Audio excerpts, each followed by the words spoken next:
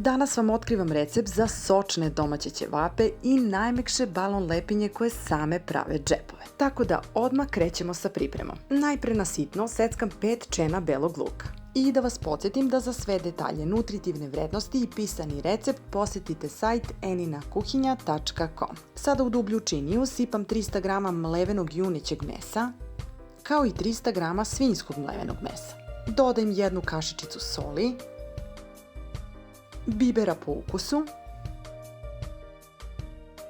kašičicu slatke aleve paprike, pola kašičice soda bikarbone, prethodno seckani beli luk i na kraju 3 kašike mlake vode. Dodavanje mlake vode i soda bikarbone ima veliku ulogu u pripremi ćevapa. Mlaka voda omekšava smesu i takođe daje sočnost mesu, a soda bikarbona ona deluje kao blagi podizač, pomaže da se meso otvori, da ćevapi imaju lepšu teksturu i da zadrže oblik prilikom prženja. Ovo je moja verzija sa prethodno pomenutom kombinacijom mesa i nadam se da će vam se dopasti. Kada je meso dobro izmešano ručno, prekrivam folijom i ide na hlađenje, a ja prelazim na pravljenje balon lepinja. U dublju činiju sipam 350 g mlake vode i dodajem 25 g svežeg kvasca.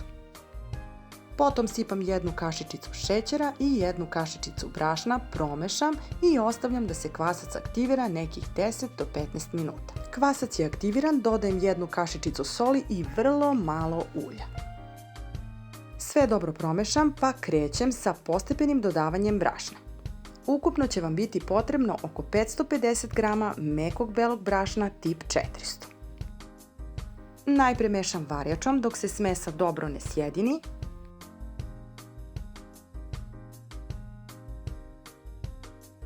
A kada testo već dobije određenu gustinu, prebacujem ga na podlogu i krećem da mesim. Ovo je zaista jedan fantastičan recept, kao i recept za gyros koji je takođe na mom kanalu Enina kuhinja Eni's Delight, gde možete pogledati kako se priprema najukusniji gyros u kućnoj varijanti, kao i najmekše grčke lepinje ili takozvani pita bread. I da napomenem da kada testo dobije određenu gustinu, najpre krećem sa ručnom obradom u činiji, potom prebacujem na pobrašnjenu podlogu i mesim dok ne postane glatko pod rukom, uz postepeno dodavanje vrlo malo brašna.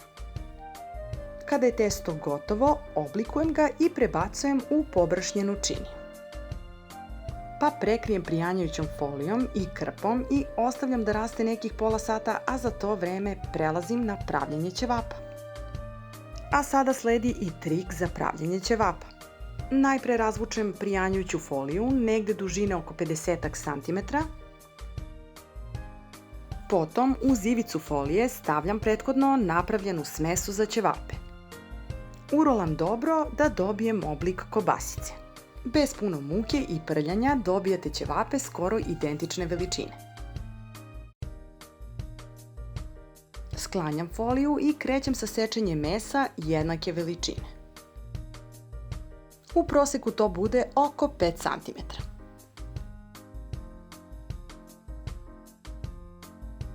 Još samo malo oblikovanja u ruci i ćevapi su spremni za prženje.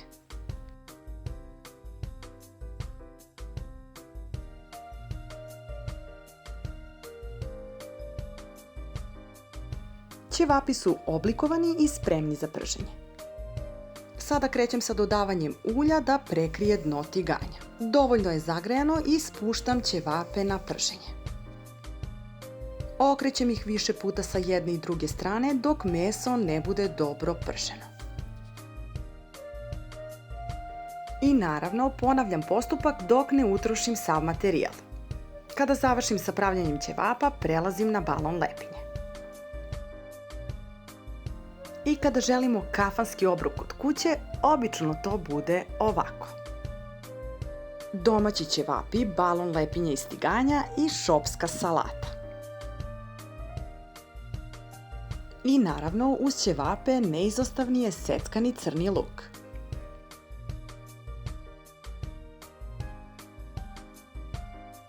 Meso je odlično prženo, a sada prelazim na pravljenje balon lepinja.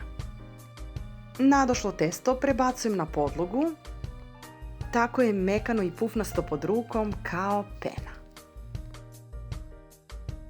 Na podlogu sipam malo brašna. Urolam testo bukvalno kao za veknu hleba. Potom sečem na 6 jednakih delova.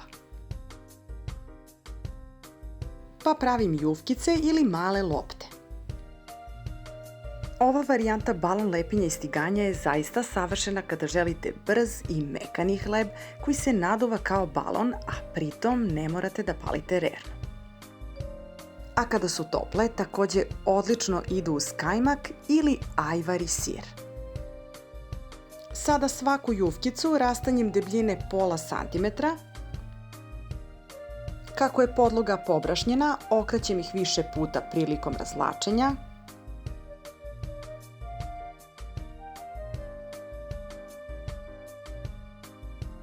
I najbitniji trik za pravljanje balon lepinja jeste što ivice lepinja ispritiskam prstima, a to sprečava da se one podignu i omogućava da sredina postane balon. Tiganj je zagrejan na srednjoj temperaturi, nema podmazivanja i čim lepinja dobija mehuriće, odmah je okrećem na drugu stranu. I pogledajte kako raste testo, pretvara se u pravi balon. Postupak ponavljam dok ne utrošim sav materijal. Miris lepinja dok se peku u tiganju i već pripremljenih ćevapa mami da se što pre proba.